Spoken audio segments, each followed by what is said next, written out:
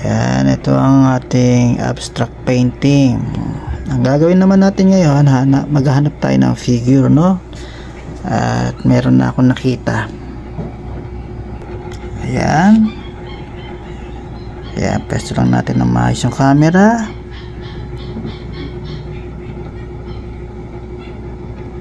Ayan. Ano kaya ito? Okay.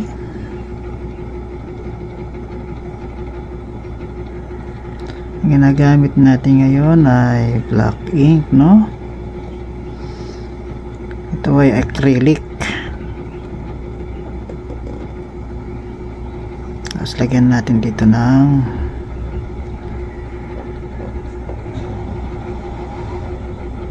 yan.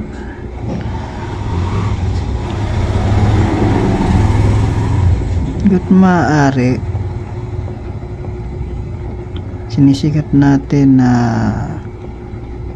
ang galawin lang ay yung nandun mismo sa painting.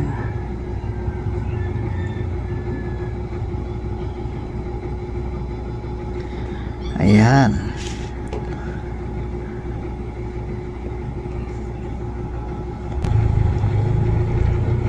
Kung ano nakikita natin, yun lang ang gagawin natin, no?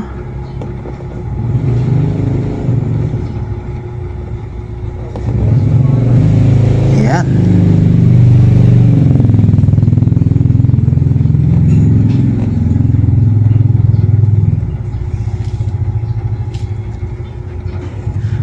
Ngayon dito, meron tayo na ito rito.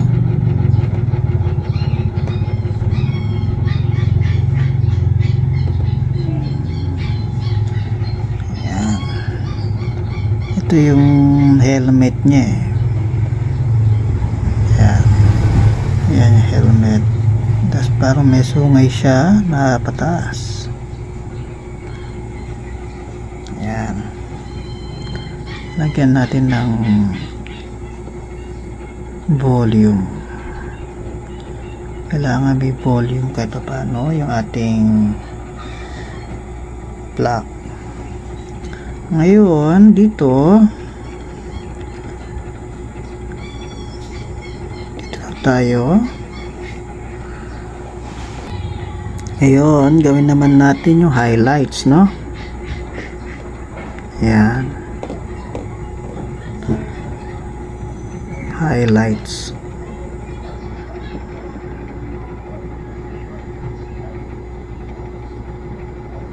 Yan, sama natin yung ilong para ma-distinguish natin. Yan. Dinadagdagan lang natin, no? Pinalilinaw lang natin itong figura na nakita ko.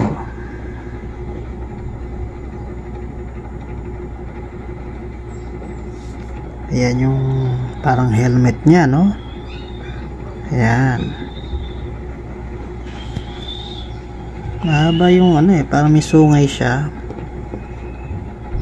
Lagyan natin ng volume kahit konti rito. At yan, pataas siyang ganyan.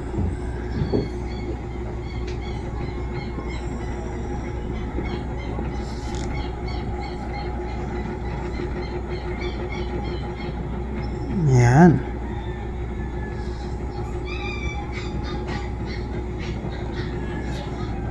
Okay. Yan yung kanyang tsura. Yan.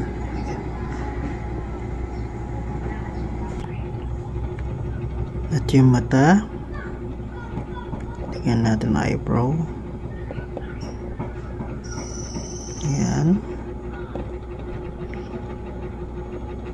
Dinadagdagan lang natin yung ibang parte para luminaw yung ating figura. At dito sa ilalim ng kanyang jaw, lagyan din natin. Ayan. Okay.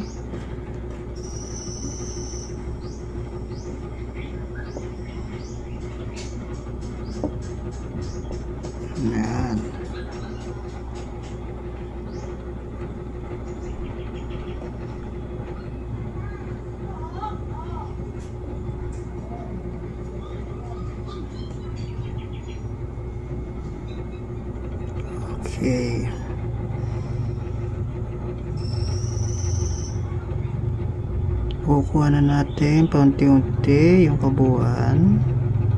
Ayan. Ayan. Nakakuha na tayo ng isang figura, ng isang mukha. Hindi natin alam kung ito ay anong klaseng hayop ito. Pero meron na tayong nakuha ang isa. Ayan. Ito, nilagyan ko na siya ng makeup. Ayan. At mas pinalinaw natin yung itsura ng ating natagpuang imahe, no? Okay, ito, naglagay na rin ako rito ng mga palatandaan sa mga gagawin ko pang mga image na tagpuan natin dito sa ginawa nating abstract. Bueno, hanggang sa muli, samahan nyo ko sa aking pagpipinta sa abstract na aking nagawa. Maraming salamat, hanggang sa muli.